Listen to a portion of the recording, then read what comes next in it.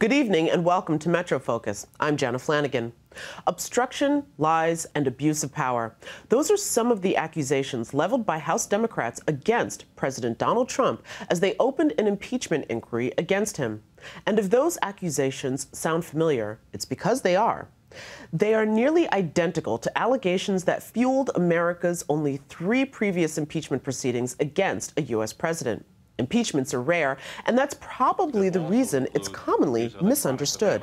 For instance, no president has ever been removed from office as part of the impeachment process, and only 2 have been formally impeached. And no, Richard Nixon was not one of them. So what is the historical basis of impeachment?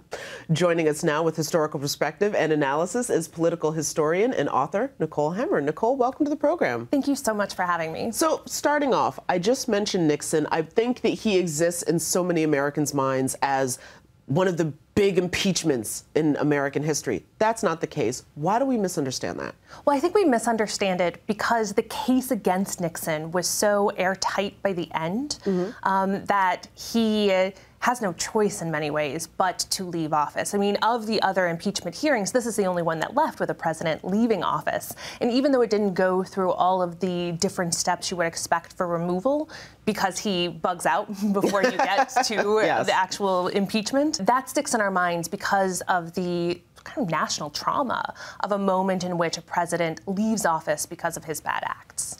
Well, let's move then to perhaps one of our more recent impeachments, and that, of course, was William Jefferson Clinton.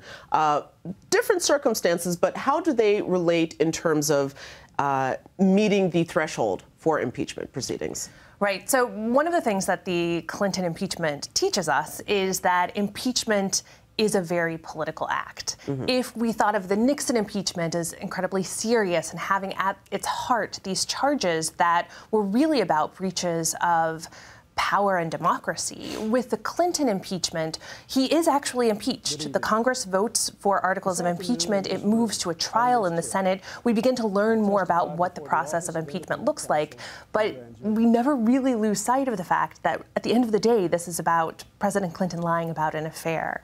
And because it has at its heart something that seems so much smaller than crimes against the nation, that impeachment process was never supported by the American people and still sort of has an asterisk by it in many people's minds. Well, before we talk about the role that public opinion plays in impeachment and perhaps what does and does not happen in the Senate, let's go back to the very first impeachment, of course, and that was Andrew Johnson, who perhaps some people, maybe presidential nerds and historians may remember, but a lot of people probably don't.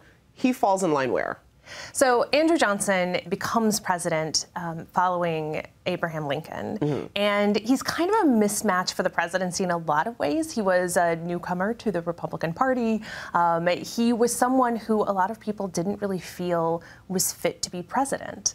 He drank a lot. He didn't have very much decorum, and so he had a lot of political enemies in both parties. And he finally crosses a line that they can point to and say, look, this is an impeachable offense. You've used powers that the president does not have by firing someone who he didn't have the authority to fire. And so they impeach him.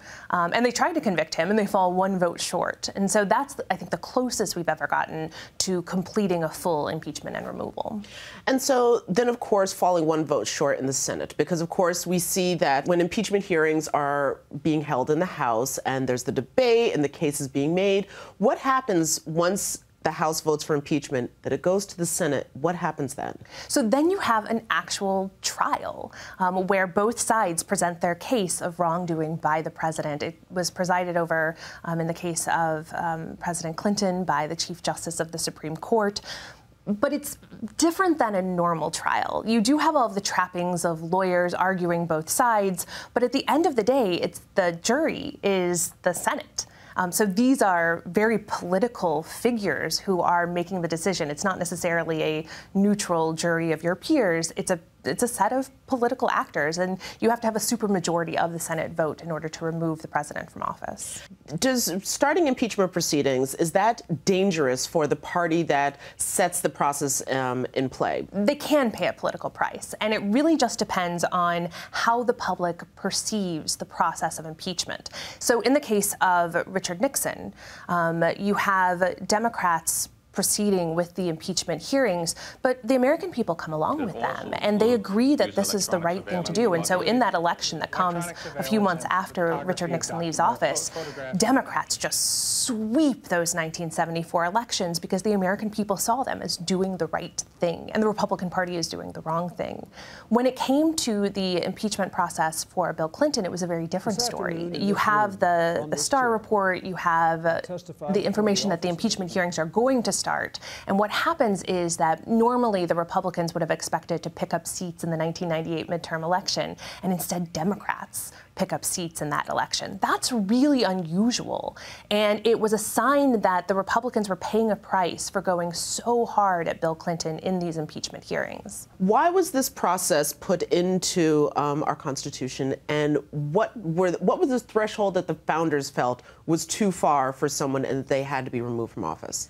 Right. So it's basically a safeguard built into the Constitution. We were having elections every 4 years for the president. That was a way for people to weigh in and remove people who weren't good fits. But what if you had somebody who was elected into office and you found out once they took office that they had bad character and that they were abusing their power? You couldn't make the nation sit through those 4 years of corruption. You had to have some sort of mechanism for removing someone who you didn't just have policy disagreements with, but who really was abusing the power of the presidency, because the founders were really concerned about people getting too power hungry and overstepping all of the checks and balances they had built into this system. And so they put in place something called impeachment. And they don't lay out like a list of particulars about what you have to do in order to be impeached. They simply say high crimes and misdemeanors.